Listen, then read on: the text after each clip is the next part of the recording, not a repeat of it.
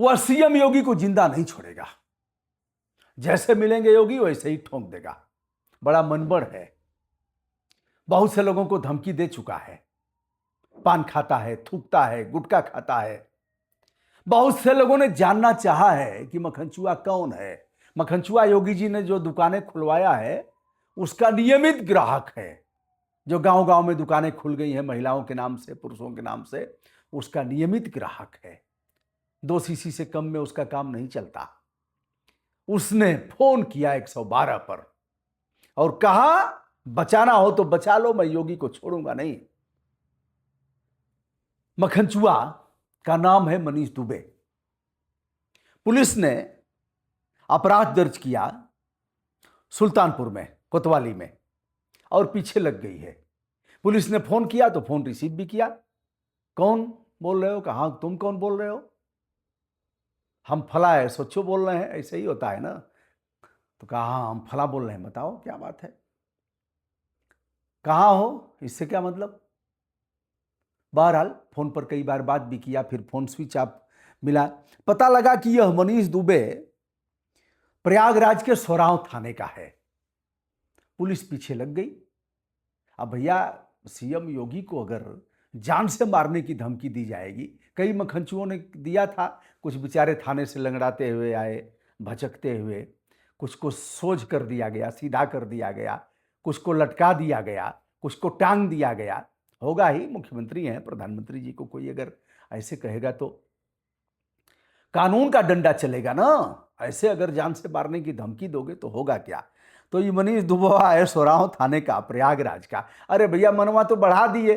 कल उनको कह रहा था, कल आज आपको कहेगा, परसों हमको कहेगा। हमको भी बहुत सी धमकियां, बहुत सी इग्नोर करता हूं, बहुत से मामले आते हैं।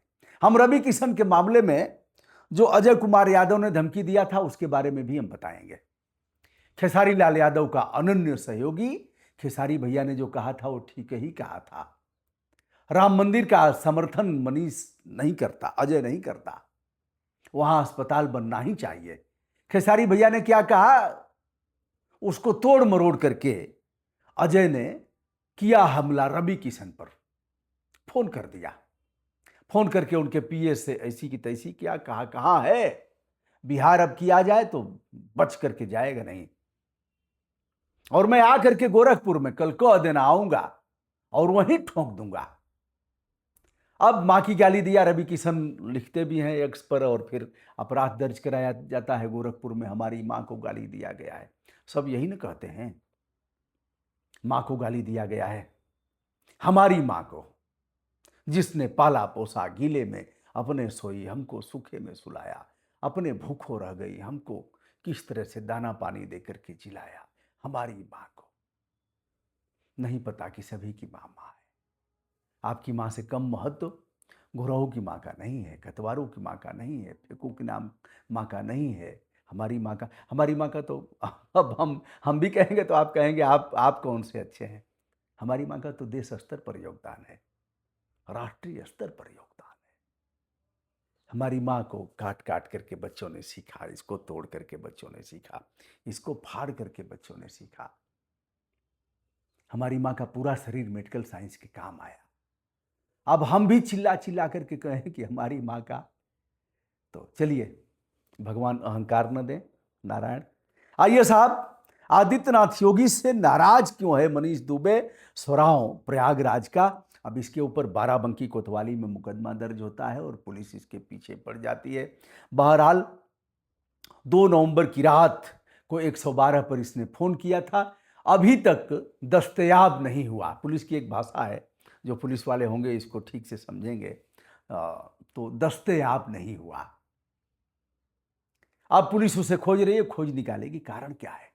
नीतीश कुमार बड़े महान हैं एक मामले में, मैं इसका वीडियो कर दूंगा। प्रधानमंत्री नरेंद्र मोदी जी से बहुत ज़्यादा महानता उनके में है, और मैं सिद्ध कर दूंगा। आप भी कहेंगे कि बात तो ठीक कह रहे हैं। 1000 गुना, लाख गुना महान है नीतीश कुमार पीएम मोदी से।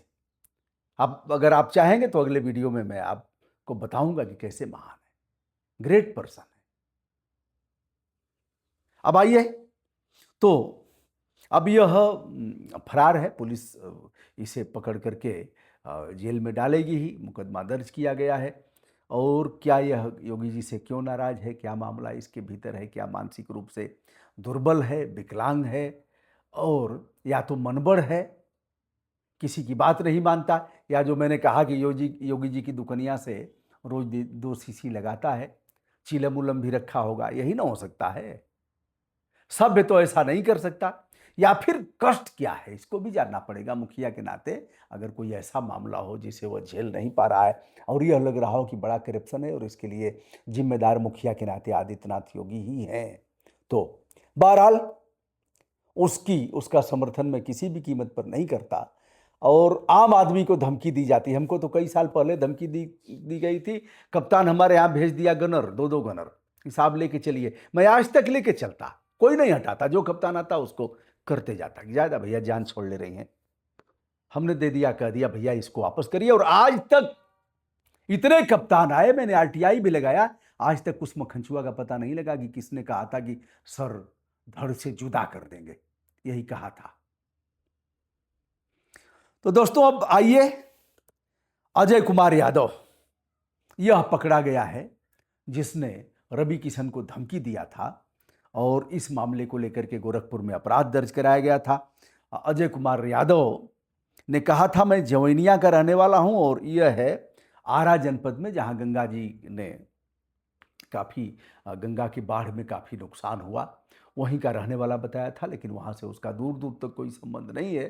खेसारी लाल यादव को अपना मित्र बताया, अपना पथ प्रदर्शक बताया, अपना हीरो बताया, और फिर रवि किशन को खूब तबीयत से गरियाया, जान से मारने की धमकी दिया। यह पकड़ा गया है पंजाब स्थित लुधियाना के फतेहगढ़ से। पुलिस ने इसे अरेस्ट किया है और इसे जेल भी भेज दिया गया है। यह मामला रहा दोस्तों। आप बताइएगा कि आम आदमी के जान की कीमत है या नहीं है। अगर आम आदमी को इस तरह की कोई धमकी मिलती है तो क्या पुलिस को 5% भी 100% योगदान दिया? नहीं पकड़ पाए अभी तक। क्या 5% भी योगदान पुलिस को आम आदमी के जान की कीमत और सुरक्षा के लिए भी देना चाहिए? यदि हां तो बताइएगा, और यदि नहीं तो क्यों नहीं।